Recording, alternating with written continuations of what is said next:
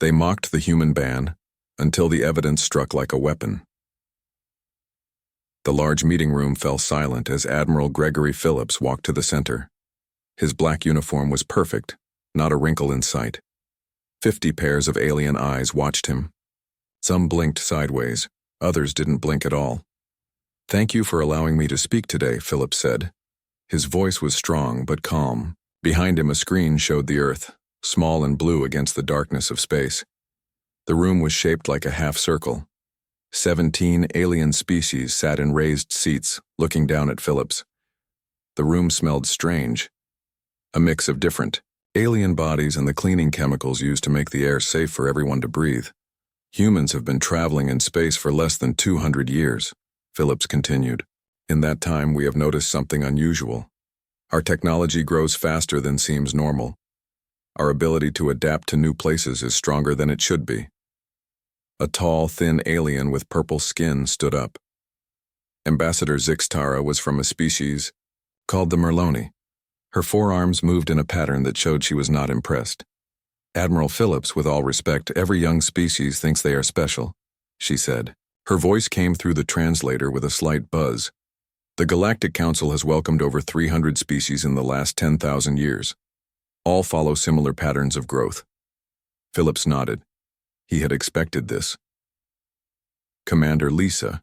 Warren stood at the back of the room watching carefully. She held a data pad with all their evidence. Phillips had asked her to wait until he called for her. "We believe there is something different about humans," Phillips said. "Our scientists have studied our own history. The jump from stone tools to space travel took us less than 10,000 years. Most species take 50,000 or more." A round alien that looked like a large orange beach ball bounced slightly in its seat. "Fast development is not a crime, human," it said. Its name was Ambassador Pole of the Grenshi. "Perhaps you should be proud instead of worried." Several aliens made sounds that the translator didn't catch. Phillips guessed they were laughing. "We're not here because we think we're special," Phillips said. "We're here because we think we might be dangerous." That stopped the laughter. The room went quiet again. "Humans have a violent history," Phillips continued. "We fought wars over land, resources, ideas, and sometimes for no good reason at all. We worried that bringing this tendency into space might cause problems." A shadow fell over Phillips as the largest alien in the room stood up. Ambassador Krell of the Vrodnak was over 9 feet tall. His skin looked like gray stone, and his voice sounded like rocks falling down a hill. "You speak wisdom, human," Krell said. "Few species admit their own dangers. The Vrodnak also had a violent past. We have learned to control it over 5,000 years of space travel." Phillips smiled at the huge alien. "Thank you, Ambassador. But there's more. Commander Warren, please show the evidence." Lisa Warren stepped forward. She tapped her data pad and new images appeared on the screen. They showed human brain scans next to alien brain scans. "These are comparative neural maps," Warren explained. "Human brains show unusual patterns. We make connections that don't follow standard evolutionary paths. We think in ways that seem engineered." The word engineered caused a stir. Several aliens began talking at once. "Are you suggesting someone made humans this way?" Ambassador Zixtara asked. She didn't try to hide her disbelief. "We don't know," Phillips admitted. "But we think it would be wise to restrict human movement beyond our solar system until we better understand why we're different. A temporary human ban, if you will." Now the room erupted in noise. Some aliens seemed angry, others confused. A few looked worried. The head of the council, a small gray alien named Elnar, raised all 4 of his hands. The room slowly quieted. "Admiral Phillips, you are asking for something without precedent," Elnar said. "No species has ever been restricted after achieving space travel. Do you have any proof that humans pose an actual danger?" Phillips looked at Warren. They had discussed this moment many times on the trip from Earth. "Only our history," Phillips said, "and our instincts." The vote, when it came, was not a surprise. 16 species voted against the human ban. Only the Vrodnak abstained. After the meeting, Phillips and Warren walked slowly back to their ship, the EDF Diplomatic. The space station around them buzzed with activity. Aliens of all shapes and sizes moved through the wide corridors. That went about as well as we expected, Warren said. She didn't sound happy. At least we tried, Phillips replied. Earth Command, we'll want a full report, a voice called out behind them. Admiral Phillips, a moment, please. They turned to see Ambassador Khalith of the Araxian Confederacy walking toward them. Khalith looked almost human, except for his golden skin and the ridge of small spikes that ran from his forehead to the back of his neck. Ambassador, Phillips said politely. What can I do for you? Khalith smiled, but it wasn't friendly. I wanted to assure you that we take all concerns seriously, even unusual ones. The Araxian Confederacy will be watching human activities closely. Thank you for your concern, Phillips said, keeping his face neutral. This ban you proposed would have been harmful to human development, Khalith continued. Perhaps your species' famous paranoia has affected your judgment? Warren started to speak, but Phillips touched her arm gently. Perhaps, he said to Khalith. Or perhaps we see something you don't. Khalith's smile faded a little. The Council has existed for 50,000 years, Admiral. We have seen species rise and fall. We know what we're doing. I hope you're right, Phillips said. For all our sakes. As they walked away, Warren kept her voice low. He was mocking us. Yes, Phillips agreed. They all were in their way. But we did what we came to do. We warned them. Back on their ship, Phillips looked out, at the stars. Something didn't feel right. Humans had always been good at sensing danger. It was one of the things that had kept them alive on Earth when bigger, stronger animals wanted to eat them. Set course for Earth, Commander, he said. We have a lot of work to do. Yes, sir, Warren replied. And if they're right? If we're just being paranoid? Phillips turned from the window. Then I'll be happy to be wrong. But my gut tells me we're not. The EDF diplomatic pulled away from the station, its engines glowing blue against the blackness of space. Inside the council chamber, the aliens had already moved on to other business, the strange human request all but forgotten. But on a small planet many light years away, something ancient was beginning to stir, something that had been waiting for the humans to be ready, something that would prove that Admiral Phillips wasn't paranoid after all. He was right. They mocked the human ban, until the evidence struck like a weapon. 3 years passed since Admiral Phillips and Commander Warren had stood before the Galactic Council. Life went on. Humans continued to explore space, careful to follow all the rules set by the older species. Dr. Alan Murphy wiped sweat from his forehead. The sun of Proxima Centauri was smaller than Earth's sun, but on this planet, Proxima b, it felt just as hot. His team had been digging here for 6 weeks, uncovering the remains of a city that had been empty for thousands of years. We're supposed to be the first humans this far from Earth, Murphy said to himself as he brushed dirt from a stone wall. So who built this place? Dr. Murphy, called a voice. Dr. Murphy, come quick. Murphy stood up, his knees cracking. He wasn't old, just 42, but digging all day made his body ache. He walked toward the voice. Samantha Dixon waved from the entrance of a tunnel they had found yesterday. Sam was the team's best researcher, always the first to volunteer. For the hard jobs, her face was excited. What did you find? Murphy asked as he reached her. You need to see it, Sam said. I don't even know how to explain it. Murphy followed her into the tunnel. Their lights made strange shadows on the walls. The air was cool and dry, a nice change from the heat outside. After about 50 steps, the tunnel opened into a large room. The rest of the team stood there looking at the walls. No one spoke. Murphy understood why as soon as he saw what they were looking at. The walls were covered in writing and pictures. Not just any pictures, they were diagrams of brains. And not just any brains, human brains. That's impossible, Murphy said. These ruins are at least 50,000 years old. Humans weren't even human 50,000 years ago. We were still evolving.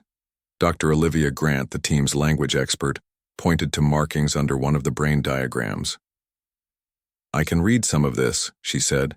It's similar to markings we found on Epsilon Eridani b last year.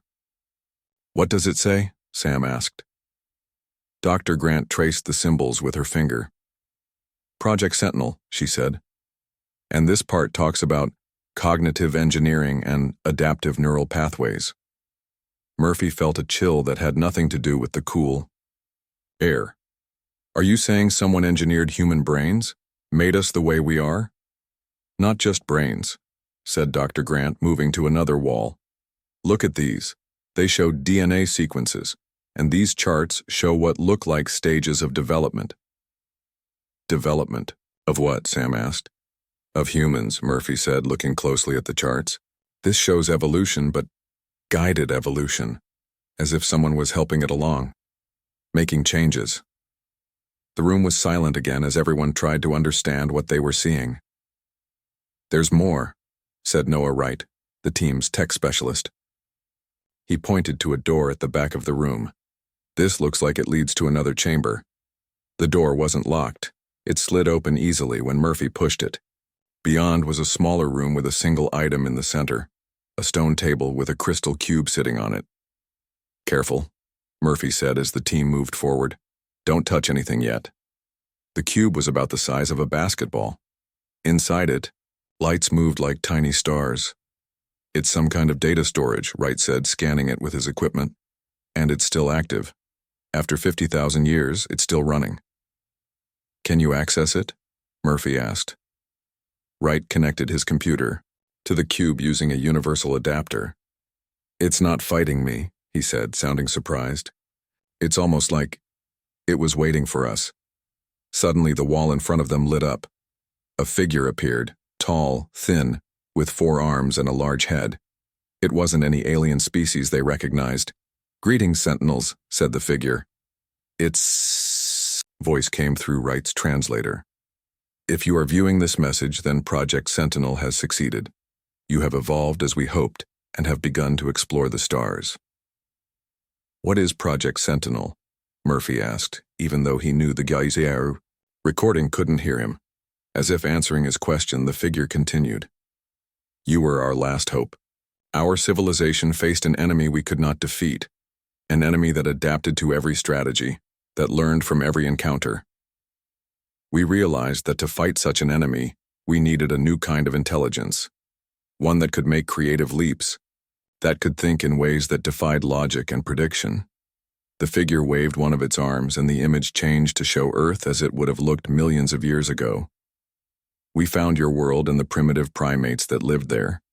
We saw potential. We made adjustments to your genetic code, small changes that would guide your evolution toward greater intelligence, creativity, and adaptability. We did not make you in our image. We made you different by design. Murphy's comm unit beeped. He answered it without taking his eyes off the wall. Murphy here. Dr. Murphy, this is General Clark from Earth Command. We need you and your team to secure that site immediately. We're picking up unusual energy readings from your location. Sir, we found something important here. Evidence that humans were engineered by an alien species. There was a pause before General Clark spoke again. You're not the only one, Doctor. We've just received reports of similar discoveries on 7 other worlds. The Galactic Council has called an emergency session. As Murphy listened, the recorded figure continued speaking. The enemy will return. They always do. We estimate it will be approximately 50,000 years before they reach your sector of the galaxy again. By then, you should be ready. You are our sentinels, our watchers, our defenders. You carry within you our last hope for the galaxy. Murphy looked at his team. Their faces showed shock, confusion, and wonder. Dr. Grant, he said quietly, how certain are you of your translation of those symbols? Very certain, she replied. Project Sentinel. We are Project Sentinel. Outside the ancient structure, the sun of Proxima Centauri began to set, casting long shadows across the ruins. Somewhere in the depths of space, Admiral Phillips was being called back to the Galactic Council. This time, they would listen to what he had to say. And somewhere even further away, something ancient and patient was moving toward them, one star system at a time. They mocked the human ban, until the evidence struck like a weapon. The Galactic Council chamber was different this time. Admiral Phillips noticed it right away. 3 years ago, the aliens had been relaxed, even a little bored. Now they sat stiffly, in their seats. No one was talking. Many looked afraid. "Admiral Phillips," said Elnar, the head of the council. "Thank you for returning so quickly." Phillips nodded. Commander Lisa Warren stood beside him, along with Dr. Alan Murphy. On a small platform floated the crystal cube from Proxima Centauri, B. 3 years ago you warned us about humans, Elnar continued. You suggested that your species might be dangerous. We did not listen. It seems we were wrong. Phillips didn't smile. Being right gave him no pleasure. "You've all seen the reports?" he asked. "Yes," said Ambassador Zixtara. Her 4 arms were wrapped tightly around herself, a sign of stress in her species. 8 planets, 8 identical facilities, all with the same message. "Project Sentinel," Ambassador Krell of the Vrodnak rumbled. "The humans were created as weapons." "Not weapons," Dr. Murphy said quickly. "Sentinels. Guardians. There's a difference." The room fell silent again. Phillips stepped forward. "The evidence is clear," he said. "An advanced species that called themselves the precursors modified early humans about 50,000 years ago. They enhanced our creativity, our adaptability, and our problem-solving abilities. They made us different from other intelligent species on purpose. To fight an enemy," Ambassador Kalith of the Araxian Confederacy said. His golden skin had lost some of its shine. "An enemy that defeats all normal strategies. An enemy that is coming here." "Yes," Phillips said. "According to the precursor records, this enemy returns to this part of the galaxy every 50,000 years. They are due to arrive within the next decade." A sound like a wave moved through the room as all 17 species reacted with fear or surprise. Dr. Murphy stepped up to the floating crystal cube. "We've accessed more of the precursor database," he said. "We know more about why they chose humans to modify." He touched the cube, and an image appeared above it. It showed a normal, alien brain next to a human brain. "Most species evolved to think efficiently," Murphy explained. "Your brains follow logical patterns. You develop technologies in predictable ways. That's why so many of you developed similar space travel methods, similar weapons, similar defenses." Warren pointed to the human brain image. "Humans don't think that way. We make strange connections. We try things that shouldn't work. We use tools in ways they weren't designed for. The precursors created us to think differently. Because the enemy adapts to normal strategies," Ambassador Krell said. "It learns and evolves during battle." "Exactly," Phillips said. "But it struggles against human unpredictability. At least that's what the precursors hoped. They never saw the results of their work. Their civilization fell before humans were ready." General Patricia Foster's hologram appeared next to Phillips. She was the head of Earth's defense forces, and she looked tired. "We've found more information," she said without greeting anyone. "The enemy is already here. A small scout force entered the edge of Council space 3 days ago. They destroyed an outpost in the Tau Ceti system before disappearing." The council members began talking all at once. Fear filled the room like a bad smell. "How many ships?" Ambassador Paul of the Grenshi asked, bouncing nervously. "Just 2, General Foster said. But they easily destroyed a station with our most advanced defenses. The station crew didn't even damage them."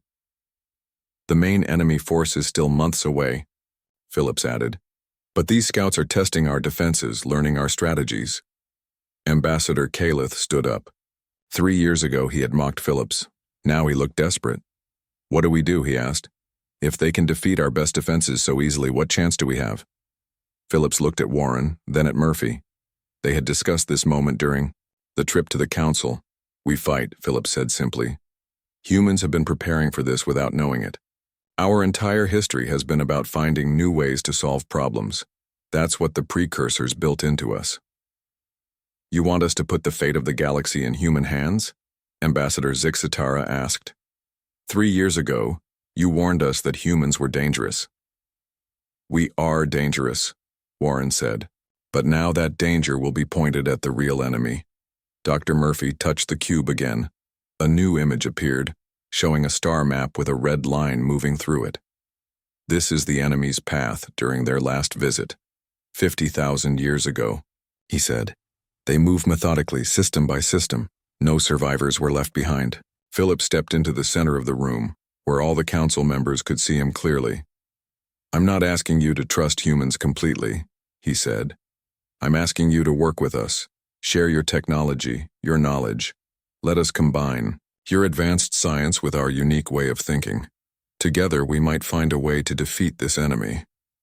The room was quiet again as the aliens considered his words. Finally, Elnar spoke.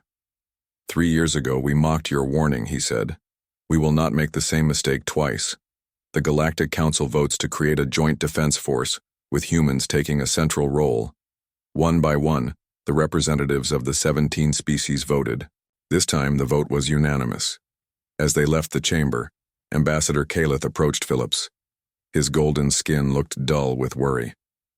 I owe you an apology, Admiral, he said. I called you paranoid. Phillips nodded.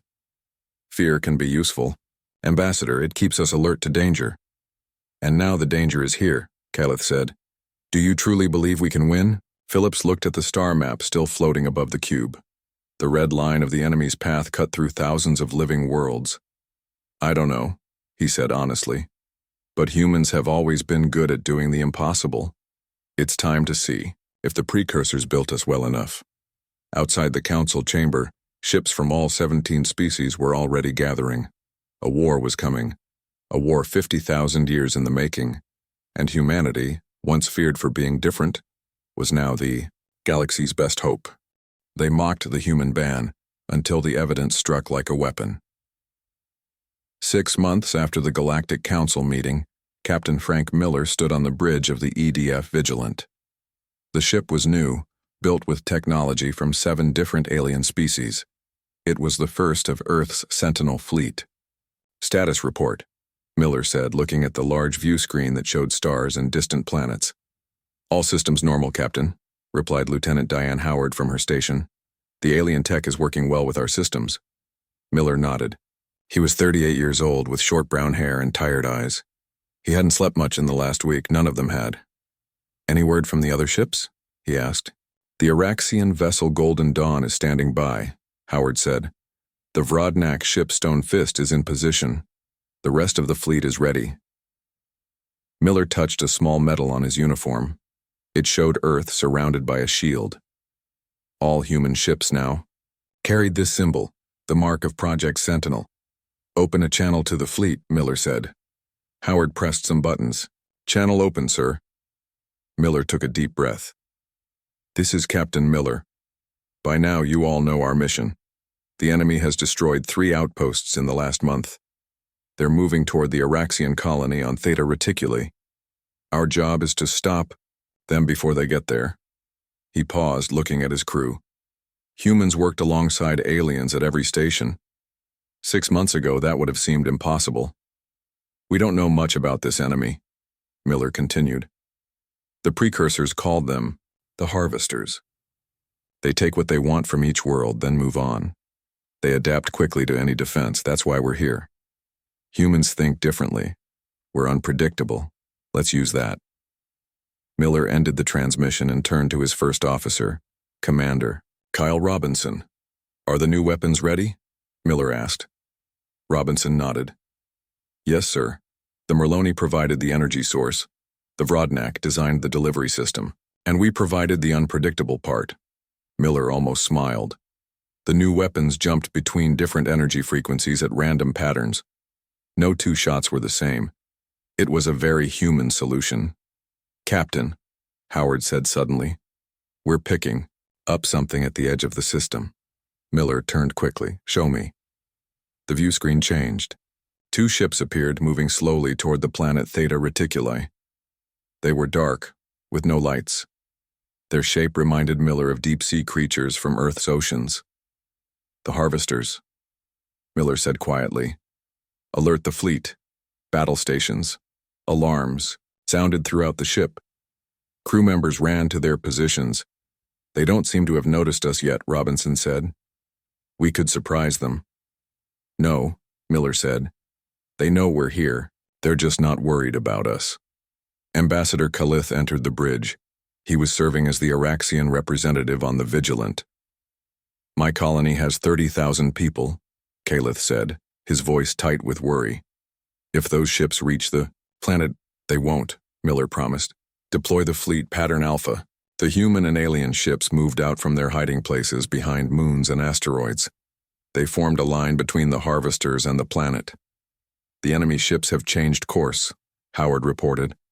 They're heading straight for us. Miller watched the screen closely. They're scanning us, learning about our defenses. Should we fire? Robinson asked. Not yet, Miller said. Let them think they know what we're going to do. The enemy ships came closer. They were bigger than Miller had expected. Each one was about twice the size of the Vigilant. They're charging weapons, Howard said. Evasive maneuvers, Miller ordered, but don't fire yet. The fleet scattered as energy beams shot from the harvester ships. The beams followed the ships, adjusting their aim with impossible speed. Their targeting systems are incredible, Robinson said. They're predicting our movements. Miller noticed something. They're predicting our movements too well. They're reading our standard evasion patterns. He hit a button on his chair. All ships switch to random movement patterns. Don't follow any standard procedure. The fleet's movement suddenly changed. Ships zigged when they should have zagged. They accelerated when they should have slowed down. The enemy beams started missing. Now, Miller said, fire the new weapons. Energy blasts shot from the human and alien ships. The blasts changed color and frequency as they flew. Some split into multiple beams. Others curved around in strange patterns. The harvester ships tried to adjust, but they couldn't predict what the weapons would do next. Several blasts hit their dark hulls. Direct hits, Howard said excitedly. Their shields are holding, but they're weakening. Keep firing, Miller ordered, and keep moving randomly. The battle continued. The harvester ships fired back, destroying 2 smaller ships from the fleet. But the unpredictable weapons kept hitting them, bit by bit, breaking through their defenses. Their shields are failing, Howard reported. All ships, concentrate fire on the lead vessel, Miller commanded. All the fleet's weapons targeted one harvester ship. The combined firepower finally broke through. The dark ship exploded in a burst of blue and green light. 1 down, Robinson said. 1 to go. But the second ship was already turning away. They're retreating, Howard said, sounding surprised. No, Miller said. They're adapting. They'll be back with new defenses, but for now we've won. The colony is safe. Cheers filled the bridge.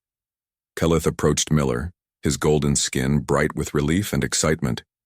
That was remarkable, Khalith said. Your weapons, your tactics, they were unpredictable, Miller finished for him. That's what humans do best. Later, as the fleet regrouped near the planet, Miller sat in his quarters looking at reports. A small screen showed the damaged enemy ship disappearing into deep space. There was a knock at his door. Robinson entered carrying a datapad. The fleet is already talking about your tactics, sir, Robinson said. The aliens are impressed. We got lucky, Miller said. The next time will be harder. The harvesters will learn from this defeat. So will we, Robinson pointed out. Dr. Murphy has teams studying the debris from the destroyed ship. We'll know more about them soon. Miller nodded. Send a full report to Admiral Phillips and tell the fleet to be ready. The main harvester force is still coming. As Robinson left, Miller looked out his window at the stars. Somewhere out there, an ancient enemy was coming. But for the first time in 50,000 years, someone was ready for them. The precursors' plan had worked. Humanity, with all its strange, unpredictable ways of thinking, was fighting back. The human band that had once been mocked now seemed like ancient history. The evidence of what humans were made for had struck like a weapon. And the galaxy would never be the same. They mocked the human ban until the evidence struck like a weapon. 1 year had passed since the first battle with the harvesters. The war had spread across many star systems. Thousands of ships from all 17 species now fought together against the enemy. Admiral Gregory Phillips stood on the bridge of the Defiance, Earth's largest warship. The ship floated in space near the edge of the Perseus Arm, far from any planets or stars. A perfect place for a trap. "Status report," Phillips said. "All ships are in position, Admiral," replied Captain Olivia Grant. "The Harvester fleet will be here in 20 minutes." Phillips nodded.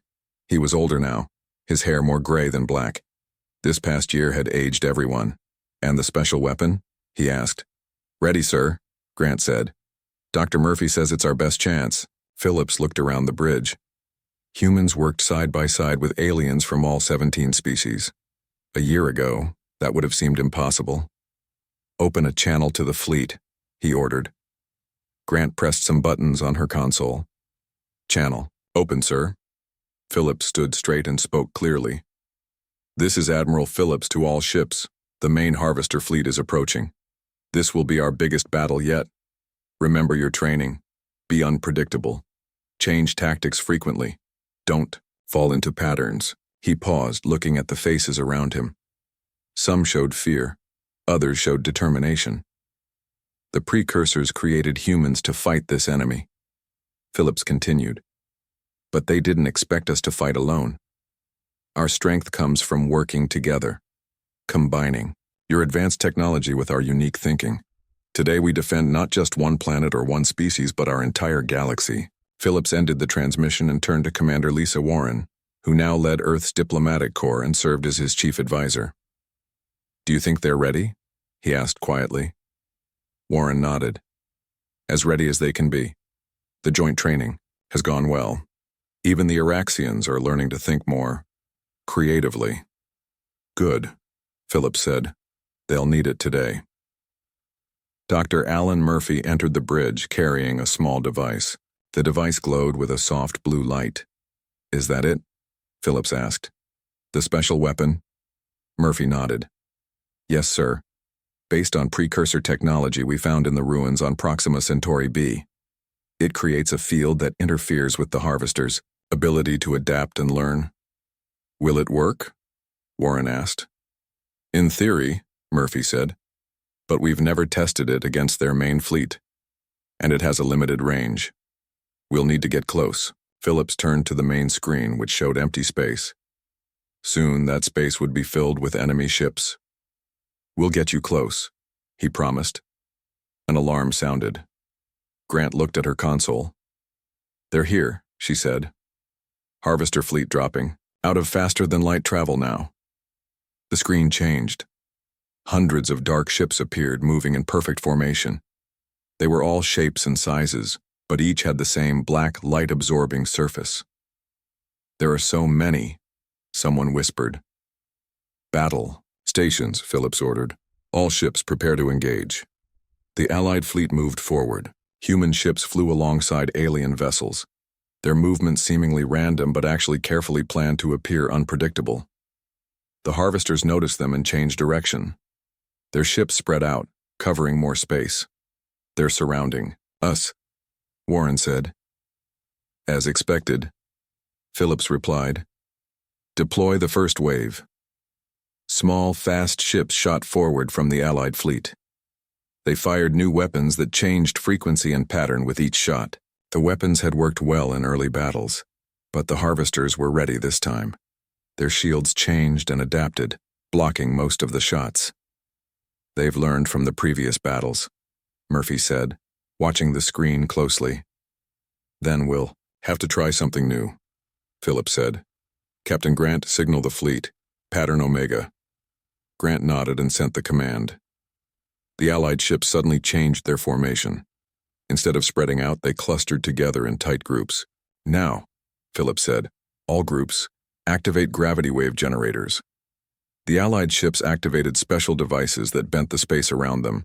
The Harvester weapons, which had been tracking the ship's movements, suddenly missed as space itself changed shape. "It's working," Warren said.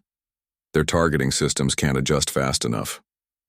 "Not for long," Murphy warned. "They're already adapting." Phillips nodded. "We just need enough time to get close. All ships, push forward." The Allied fleet moved deeper into the Harvester formation. Enemy ships surrounded them on all sides now, We're in position, Grant reported, but we're taking heavy damage. Now, Dr. Murphy, Phillips said. Murphy activated the device he was holding. It hummed loudly, and the blue light grew brighter. Broadcasting the signal, Murphy said. Extending. The field. On the screen, the nearest harvester ships seemed to hesitate. Their movements became less coordinated. It's affecting them, Warren said. They can't adapt as quickly. All ships fire at will, Phillips ordered. The Allied fleet unleashed everything they had. Weapons of all kinds, human and alien, fired at the confused harvester ships. Without their ability to adapt quickly, the enemy was vulnerable. One by one, harvester ships exploded or drifted dead in space. The battle was fierce. The Allied fleet lost many ships too, but they kept fighting. The field is weakening, Murphy warned after some time. The device can't maintain it much longer. Phillips looked at the tactical display. Nearly half the harvester fleet had been destroyed, but many still remained. We need to target their command ship, he said. If we can destroy it, the rest might retreat. Which one is it? Grant asked, looking at the remaining enemy ships. Phillips studied the display. That one, he said, pointing to a larger ship in the center of the formation. All their signals are coordinating through it. We'll need to get closer, Murphy said. And the device is almost drained. Phillips made a quick decision. Prepare. My shuttle, he said. I'll take the device closer myself. Warren stepped forward. Sir, that's too dangerous. We need someone who can make unpredictable decisions if something goes wrong, Phillips said. That's what humans do best, remember? Before anyone could argue further, a new alert sounded. New contacts, Grant reported, sounding confused. Coming from behind the harvester fleet. The screen showed new ships appearing. They were unlike any ships the Allies had seen before. They glowed with soft light and moved with incredible speed. Are they more harvesters? Warren asked. Murphy checked his readings, then looked up in surprise. No, he said. They match the designs in the precursor database. They're precursor ships. Everyone stared as the new arrivals engaged the harvester fleet from behind. Their weapons cut through the enemy ships with ease. How is this possible? Phillips asked. The precursors disappeared 50,000 years ago. A new voice spoke over the communication system. Not disappeared, Admiral. Merely waiting. A figure appeared on the screen. Tall, thin, with 4 arms and a large head. It was the same species they had seen in the recordings. We are the last of the precursors, the figure said. We placed ourselves in suspended animation, waiting for the day our sentinels would be ready. That day has come. With the precursors' help, the remaining harvester ships were quickly defeated. The enemy that had threatened the galaxy for millions of years was finally beaten. Later, as human and alien leaders met with the precursors, Admiral Phillips stood with Commander Warren watching the stars. They created us for this moment, Phillips said quietly. Warren nodded. And we didn't disappoint them. What happens now? Phillips wondered. Now, Warren said with a small smile, we keep doing what humans do best, surprising everyone. The galaxy was safe, and humanity, once feared and misunderstood, had found its true purpose at last.